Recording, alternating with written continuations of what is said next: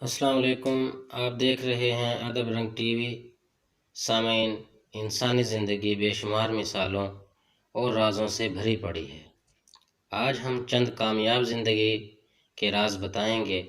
مزید آگے بڑھنے سے پہلے آپ سے گزارش ہے کہ ہمارا چینل ادبی رنگ ٹی وی سبسکرائب کر لیں اور گھنٹی کا بٹن دبائیں تاکہ ہر آنے والی ویڈیو آپ تک پہنچ سکے۔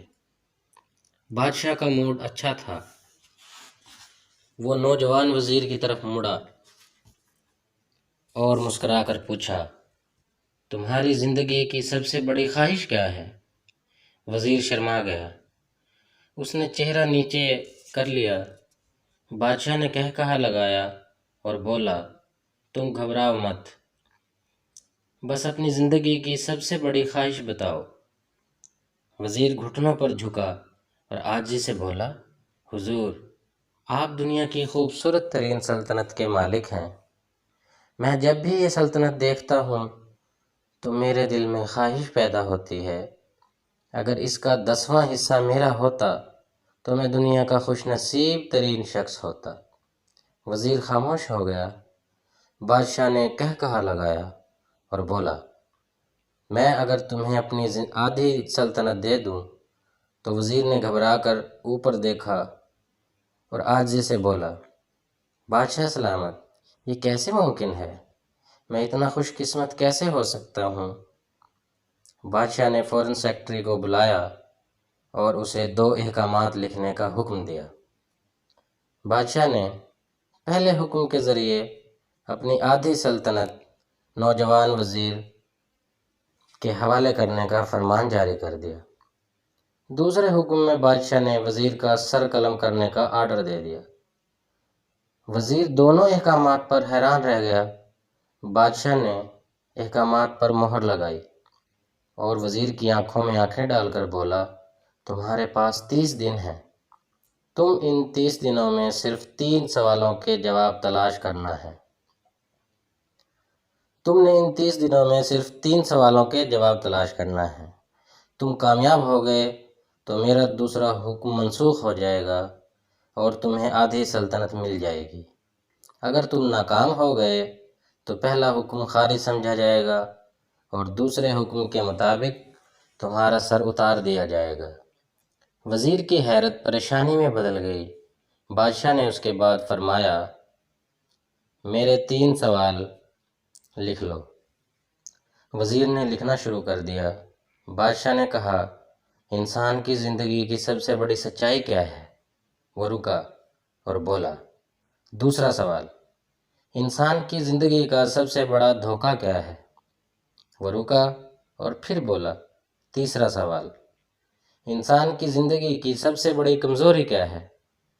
بادشاہ نے اس کے بعد نکارے پر چوٹ لگوائی اور آواز بلند فرمایا، تمہارا وقت شروع ہوتا ہے۔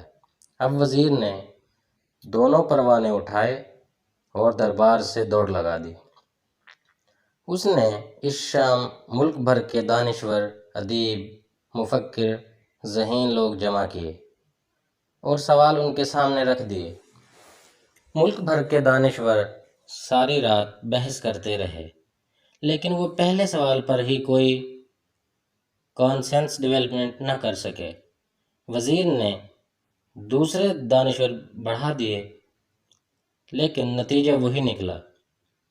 وہ آنے والے دنوں میں لوگ بڑھاتا رہا، مگر اسے کوئی تسلی بخش جواب نہ مل سکا، یہاں تک کہ وہ مایوس ہو کر دارالحکومت سے باہر نکل گیا۔ وہ سوال اٹھا کر پورے ملک میں پھرا، مگر اسے کوئی تسلی بخش جواب نہ مل سکا۔ وہ مارا پھرتا رہا، شہر شہر، گاؤں گاؤں کی خاک چھانتا رہا۔ شاہی لباس پھٹ گیا، پگڑی ڈھیلی ہو کر گردن میں لٹک گئی، جوتے پھٹ گئے اور پاؤں میں چھالے پڑ گئے، یہاں تک کہ شرط کا آخری دن آ گیا۔ اگلے دن اس نے دربار میں پیش ہونا تھا۔ وزیر کو یقین تھا یہ اس کی زندگی کا آخری دن ہے، کل اس کی گردن کاٹ دی جائے گی اور جسم شہر کے مرکزی پول پر لٹکا دیا جائے گا۔ وہ مایوسی کے عالم میں دارالحکومت کی کچی آبادی میں پہنچ گیا۔ آبادی کے سرے پر ایک فقیر کی جھونپڑی تھی۔ وہ گرتا پڑتا اس کٹیا تک پہنچ گیا۔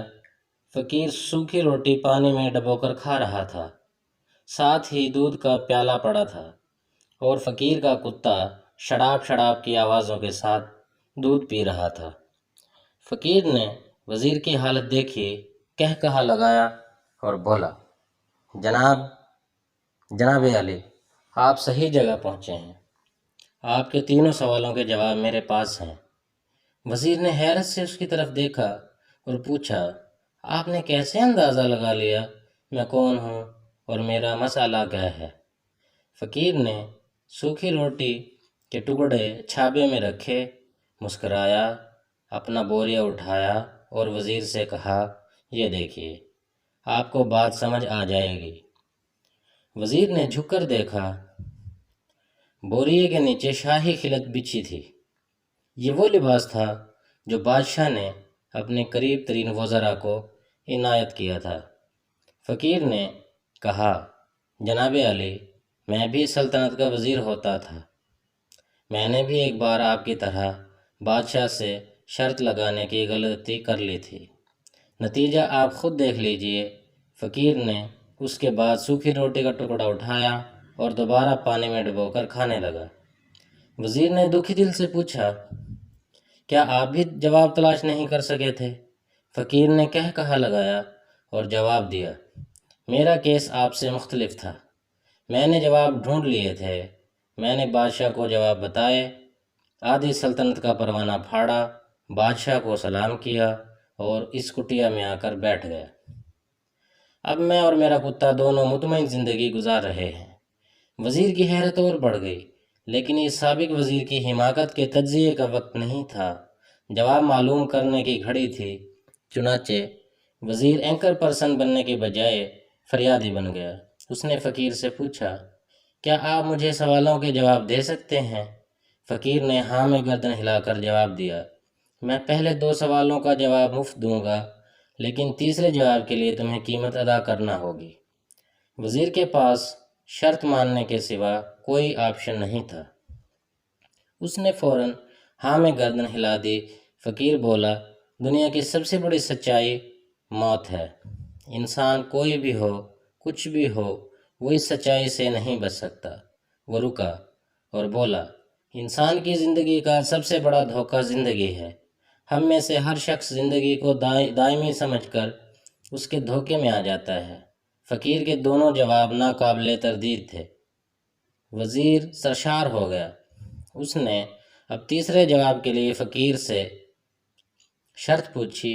فقیر نے کہا لگایا، کتے کے سامنے سے دودھ کا پیالہ اٹھایا، وزیر کے ہاتھ میں دیا اور کہا، میں آپ کو تیسرے سوال کا جواب اس وقت تک نہیں دوں گا جب تک آپ یہ دودھ نہیں پیتے۔ وزیر کے ماتھے پر پسینہ آ گیا۔ اس نے نفرت سے پیالہ زمین پر رکھ دیا۔ وہ کسی قیمت پر کتے کا جھوٹا دودھ نہیں پینا چاہتا تھا۔ فقیر نے کندھے اچکائے اور کہا، اوکے، تمہارے پاس اب 2 راستے ہیں، تم انکار کر دو اور شاہی جلاد کل تمہارا سر اتار دے، یا پھر تم یہ آدھ پاؤ دودھ پی جاؤ اور تمہاری جان بھی بچ جائے اور تم آدھی سلطنت کے مالک بھی بن جاؤ۔ فیصلہ بہرحال تم نے کرنا ہے۔ وزیر مخمصے میں پھنس گیا۔ ایک طرف زندگی اور آدھی سلطنت تھی اور دوسری طرف کتے کا جھوٹا دودھ تھا۔ وہ سوچتا رہا یہاں تک کہ جان اور مال جیت گیا، سیلف ریسپیکٹ ہار گئی۔ وزیر نے پیالہ اٹھایا اور ایک ہی سانس میں دودھ پی گیا۔ فقیر نے کہا لگایا اور بولا، میرے بچے، انسان کی سب سے بڑی کمزوری غرض ہوتی ہے، جو اس کتے کا جھوٹا دودھ تک پینے پر مجبور کر دیتی ہے، اور یہ وہ سچ ہے جس نے مجھے سلطنت کا پروانہ پھاڑ کر اس کٹیا میں بیٹھنے پر مجبور کر دیا تھا۔ میں جان گیا تھا، میں جوں زندگی کے دھوکے میں آؤں گا، میں موت کی سچائی کو فراموش کرتا جاؤں گا، اور میں موت کو جتنا فراموش کرتا رہوں گا، میں اتنا ہی غرض کی دلدل میں پھنستا جاؤں گا، اور مجھے روز اس دلدل میں سانس لینے کے لیے غرض کا غلیظ دودھ پینا پڑے گا۔ لہٰذا میرا مشورہ ہے، زندگی کی ان تینوں حقیقتوں کو جان لو، تمہاری زندگی اچھی گزرے گی۔ وزیر خجالت، شرمندگی اور خود ترسی کا تحفہ لے کر فقیر کی کٹیا سے نکلا اور محل کی طرف چل پڑا۔ وہ جو محل کے قریب پہنچ رہا تھا اس کے احساس شرمندگی میں اضافہ ہو رہا تھا، اور وہ اس احساس کے ساتھ محل کے دروازے پر پہنچا۔ اس کے سینے میں خوفناک ٹیس اٹھی، وہ گھوڑے سے گرا، لمبی ہچکی لی، اس کی روح قفس عنصری سے پرواز کر گئی۔